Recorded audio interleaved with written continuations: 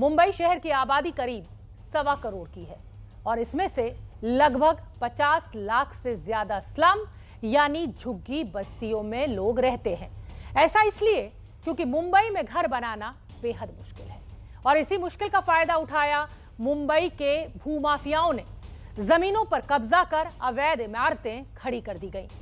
उन इमारतों में सैकड़ों परिवार बसने लगे, लेकिन साल दर साल इमारतों की हालत खराब होती रही। कई तो पूरी तरह जर्जर हो गई, फिर भी उन्हें खाली नहीं कराया गया। मलाड हादसे का आरोपी रमजान शेख गिरफ्तार हो चुका है। कोर्ट ने उसे 16 जून तक पुलिस की हिरासत में भेज दिया है। आज हम आपको मुंबई की एक ऐसी ही इमारत की ग्राउंड रिपोर्ट दिखाएंगे कि आखिर क्यों हर बरसात में मुंबई की इमारतें ढहने लगती हैं, आखिर क्यों नगर पालिका और प्रशासन जर्जर हो चुकी इमारतों को खाली नहीं करवाता और इस कारण सैकड़ों जिंदगियों पर हर साल मौत का खतरा मंडराता है। हमारी ये पड़ताल देखिए।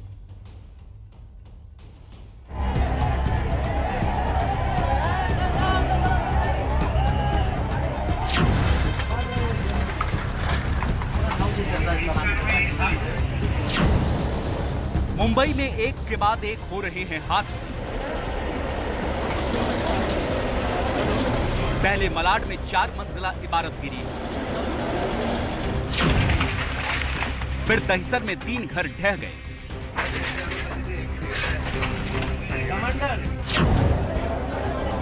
मलाड में हुए हादसे में 11 लोगों की मौत हुई, जिनमें कई बच्चे भी शामिल थे।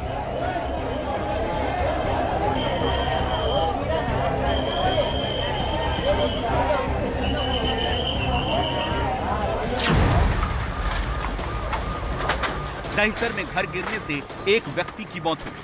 सिर्फ 24 घंटे में मुंबई में 12 लोगों की जान चली गई। प्रशासन के लिए आसान है ये कह देना कि मुंबई में भारी बारिश के कारण ये हादसे हुए, लेकिन हकीकत ये नहीं है, क्योंकि मुंबई में हर साल ऐसे हादसे होते हैं।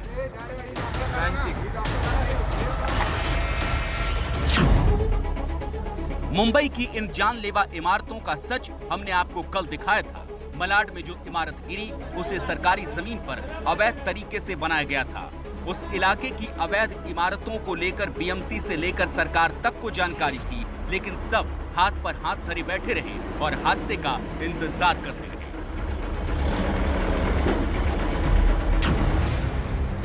और अब ऐसे ही हादसे का इंतजार कर रही हैं ये इमारतें। यहाँ रहने वाले हर परिवार की जिंदगी खतरे में है। ये बात प्रशासन को भी पता है, क्योंकि प्रशासन ने ही इन इमारतों को रहने के लिए खतरनाक घोषित किया है। फिर भी लोग यहाँ रह रहे हैं। ये डोंगरी इलाके की वो इमारत है जिसे महाडा यानी Maharashtra housing and area development authority ने खतरनाक घोषित किया है। बाहर से ही ये इमारत पूरी तरह जर्जर नजर आ रही है। महाडा ने इस इमारत पर खतरनाक होने का नोटिस भी लगा रखा था, लेकिन उसे फाड़ दिया गया। एबीपी न्यूज की टीम ने जब यहाँ रहने वाले लोगों से बात करने की कोशिश की तो उन्होंने मना कर दिया। क्या हुआ भाई? मुंबई के डोंगरी इलाके में उमर खाड़ी की 54 नंबर बिल्डिंग जहां पर मैं गया था, मैंने वहां के लोगों से बातचीत करनी चाहिए, लेकिन वो कैमरे पर बात करने से इनकार कर दिया और उन्होंने कहा कि अभी हमारी बात बीएमसी से चल रही है, प्रशासन से चल रही है, इस मुद्दे पर हम कोई बात नहीं कर सकते हैं। लेकिन जर्जर इमारत है, पूरी जर्जर इमारत देखने को मिल रही है और उसमें लोग जो है परिवार अपनी जान जोखिम में डालकर रह रहे हैं। इसी तरह मुंबई के गिरगांव खेतवाड़ी की ये इमारत भी महाडा की जर्जर लिस्ट में है, लेकिन यहाँ बड़ी संख्या में लोग रह रहे हैं। कोई भी इस बात का जवाब नहीं देना चाहता कि आखिर अपनी जान को खतरे में डालकर वो ऐसी इमारतों में क्यों रह रहे हैं। कुछ लोग तो इस सवाल पर ही भड़क गए। और बाकी उन लोग का सब बाहर के साइड में, ऊपर तो कोई नहीं है। तो इसी बिल्डिंग में ना, ये बिल्डिंग में यही बाहर की साइड है, वो भी सब बाहर का साइड है। ये बिल्डिंग में कोई भी नहीं है, पूरा खाली बिल्डिंग पड़ा है। तो बिल्डिंग में कोई नहीं है, हम लोगों को मतलब ही नहीं है सर। तो वही तो फिर आप ले रहे हो तो मतलब बिना परमिशन के तो आप किसी के भी कंपाउंड में नहीं घुस सकते हो। कंपाउंड में तो हम गए ही नहीं, अभी हम रोड पे हैं। ये कंपाउंड ही है भाई, वो तो दीवार वो लोग ने निकाल दिए, तो कंपाउंड ही है। बिना परमिशन के आप ऐसे नहीं घुस सकते किसके भी। हम अभी अंदर गए नहीं मैडम। तो अंदर भी नहीं जा सकते हो आप बिना परमिशन के। कैसे जाओगे नहीं, बताओ? हम जा गा रहे हैं, हम तो अभी पूछ रहे हैं, बातचीत कर रहे हैं तो ना। वही बोली अभी लैंडलॉर्ड का जो आप आदमी यहाँ है, रहती हैं? मैं ये बिल्डिंग में ये तीनों एक ही लैंडलॉर्ड का बिल्डिंग है पूरा। पूरी वाघेला है? हाँ पूरा ये और वो तीनों बिल्डिंग एक ही है। तो आप यहाँ पे रहती हैं? हम लोग अंदर रहते हैं। कितने परिवार यहाँ पे रहते हैं? जितने बिल्डिंग में भी 3-4 ही जन है, कोई भी अच्छा ज्यादा जी, नहीं। महाड़ा ने जो है वो टेंजर उसमें डाला है? नहीं कोई भी नहीं। कोई भी नहीं, हम लोग का तो माड़ा का काम भी हो गया ऊपर का पूरा। लेकिन वाघेला बिल्डिंग इन्होंने डाला है ना, ये जो यहाँ पे है।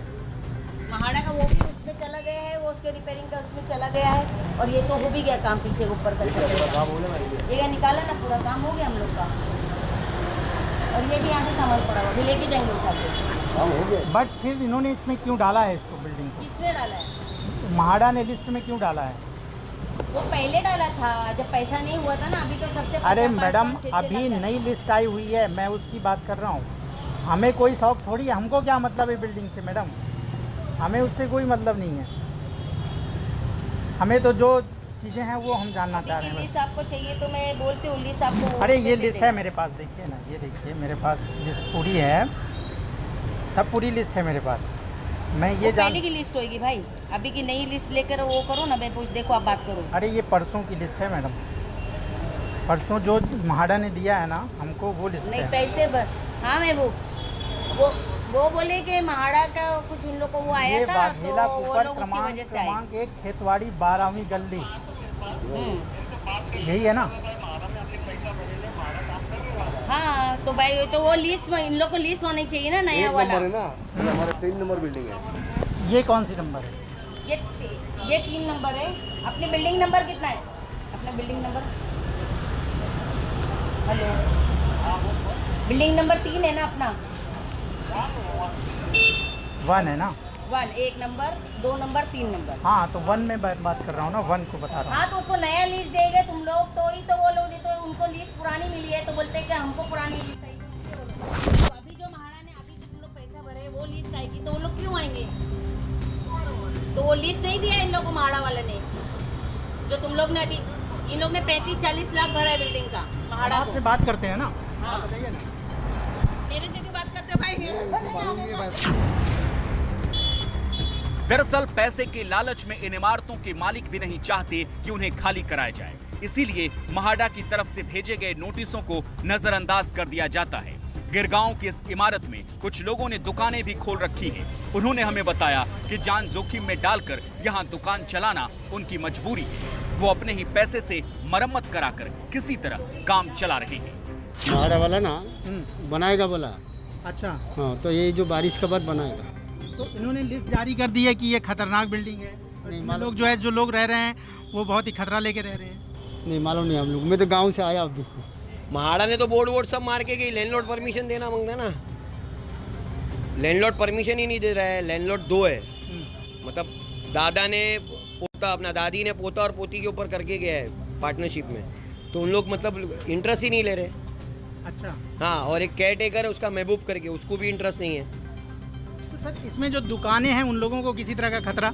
खतरा क्या, रोज खतरा है, रोज कुछ ना कुछ गिरता है, कभी बारी गिरती है, कभी ऊपर से कवेलू गिरता है, कुछ ना कुछ गिरते ही रहता है। सर हम लोग है ना, जितना घंटा इधर काम करते हैं ना, उतना घंटा डर में रहते हैं, क्योंकि कल भी हवा के झोंके से के ऊपर का जो कोयला सीधा जाके पीछे की तरफ गिरा है। और हम लोग से तो हम लोग कंप्लेन कर करके थक गए।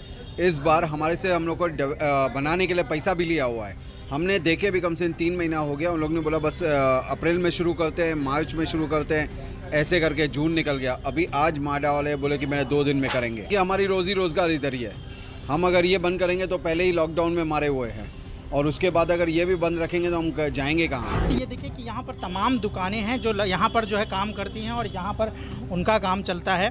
तो ये खतरे को मोल लेकर के यहाँ पर, क्योंकि रोजी रोटी है, उनकी दुकानें हैं, वो चला रहे हैं, लेकिन खतरा इनको हरदम बना रहता है। क्योंकि आपको मैं बिल्डिंग को दिखाना चाहूँगा कि पूरी बिल्डिंग जो है बेहद ही जर्जर है, और बताया जाता है कि 2 लोग यहाँ दो फैमिली यहाँ पर रहती है। और ये यहाँ पर देखिए कि मैं एक पोस्ट होर्डिंग भी दिखाना चाहता हूँ अपने जावेद मैन कैमरा से, कि वहाँ पर देखिए कि होर्डिंग लगी हुई है और उसमें इस बिल्डिंग को जर्जर दिखाया गया है। तो इस तरह से मुंबई की जो कई जो इमारतें हैं वो बेहद जर्जर हैं, उनमें लोग जान जोखिम में डालकर रह रहे हैं। और उसके नीचे जो दुकानदार हैं, क्योंकि वो उनकी रोजी रोटी है, अगर वो बंद करते हैं तो उनकी रोजी रोटी बंद हो जाएगी। वो किसी तरह से मेंटेन करके वहाँ पर दुकानें चला रहे हैं, लेकिन उन्हें हरदम डर है, उन्हें खतरा है कि कभी भी इमारत गिर सकती है। मुंबई में हर साल मानसून के पहले इमारतों का सर्वेक्षण किया जाता है। उस सर्वेक्षण के बाद म्हाडा ने मुंबई की 21 इमारतों को सबसे खतरनाक घोषित किया है। सबसे खतरनाक होने का मतलब है कि भारी बारिश में ये इमारतें हादसे का शिकार हो सकती हैं। इसके बावजूद इन जर्जर इमारतों में करीब 700 लोग रह रहे हैं। सिर्फ इतना ही नहीं, चौंकाने वाली बात ये कि पिछले साल के सर्वे के मुताबिक मुंबई में करीब 14,000 इमारतें हैं जो काफी पुरानी हैं और बुरी हालत में हैं। लेकिन म्हाडा के building repair and construction board का दावा है कि सिर्फ एक साल में उनमें से 9,000 को रिपेयर कर खतरनाक श्रेणी से बाहर निकाल लिया गया है। अभी ये साल जो मेरे पास रिपोर्ट आया है, हम लोग इंजीनियर को अपॉइंट करते हैं, एग्जीक्यूटिव इंजीनियर के साथ एक टीम देते हैं म्हाडा की। वो अपने हिसाब से, वो स्ट्रक्चरल ऑडिट नहीं है, लेकिन उनकी एक प्रैक्टिस रहती है। तो जो हमारे पास 14,755 जो बिल्डिंग है, उसमें में आज तक हम लोग ने 9,045 सर्वे कर दिए। उसमें हमारे पास एक भी डिलाइवेट कंडीशन का रिपोर्ट आया नहीं है। ये हमारे डिपार्टमेंट का जो रिजल्ट है। अगर बोर्ड की बात पर भरोसा कर भी लिया जाए तो भी करीब 5,000 इमारतें अब भी ऐसी हैं जिन पर खतरा बना हुआ है। बोर्ड का कहना है इन्हें ठीक कराने का काम हो रहा है और लोगों को सुरक्षित जगहों पर ले जाने की भी व्यवस्था की जा रही है। लेकिन सवाल तो ये है कि ये सब होगा कब? मुंबई में मानसून की शुरुआत हो चुकी है। पिछले 3 दिनों में हुई बारिश में ही 2 इमारतें गिर चुकी हैं। ऐसे में आगे और कितने हादसे होंगे और उनके लिए जिम्मेदार कौन होगा?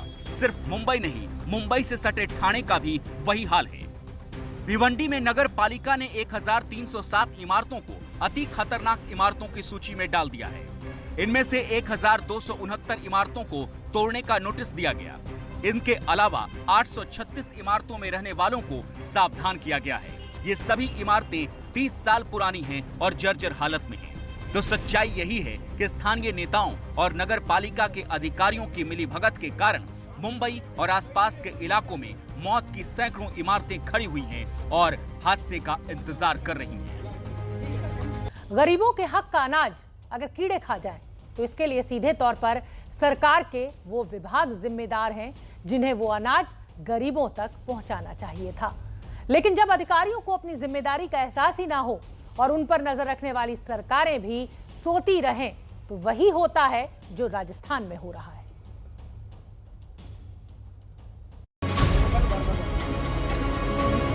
पहले अनाज की बर्बादी, फिर लोगों की सेहत से खिलवाड़।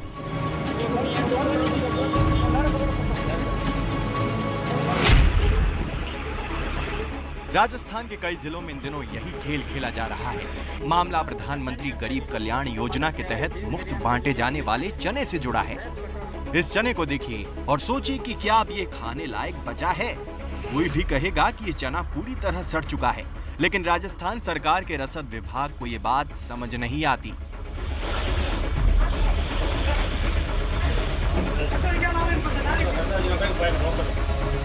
जोधपुर के राशन डीलरों का कहना है कि उनके पास पिछले साल नवंबर से ये चना रखा हुआ है। बिना विभाग के आदेश के वो इसे बांट नहीं सकते। आदेश आया नहीं तो चना गोदामों में पड़ा रहा और रखे रखे ही सड़ गया। हमने विभाग से भी कई बार कहा कि भाई चना पड़ा है, तो वो क्या भाई जब तक ऑप्शन मशीन में ऑप्शन नहीं आएगा, जयपुर से जब तक इसमें नहीं आएगा, दिशा निर्देश नहीं आएगा, तब तक अपन भी क्या कर सकते। चने को लेकर ये लापरवाही राजस्थान के कई शहरों में हुई। हर जगह वही हुआ कि सरकार को जब चना बांटने का आदेश देना था तब दिया नहीं, जब इस चने को गरीबों तक पहुंचाया जाना था तब पहुंचा नहीं, और अब जबरदस्ती से ठिकाने लगाने की कोशिश की जा रही है। रसद विभाग ने आदेश निकाला है कि राशन डीलरों के गोदाम में पड़े चने को आंगनबाड़ी कार्यकर्ताओं को बांट दिया जाए, जिसे वो गर्भवती महिलाओं को दे सकें। लेकिन जब आंगनबाड़ी कार्यकर्ताओं ने इन चनों का हाल देखा तो उन्होंने इसे लेने से इनकार कर दिया। खाने योग्य नहीं है तो हम गर्भवती महिला वगैरह बच्चों को लाभार्थियों को देने से पहले उनके स्वास्थ्य के बारे में सोचना पड़ेगा। अगर खराब होगा, कल को कुछ हो जाए तो हमारी जिम्मेवारी है। सड़े हुए चनों को लेकर आंगनबाड़ी कार्यकर्ताओं की तरफ से अधिकारियों की चिट्ठी भेजी गई, जिसमें साफ तौर पर यह लिखा गया कि जो चना बांटने का आदेश हुआ है वो लोगों के खाने लायक नहीं है। वहीं राशन डीलरों की परेशानी ये है कि वो अब इस सड़े हुए चने का क्या करें, क्योंकि रसद विभाग उन पर इसे बांटने का दबाव बना रहा है।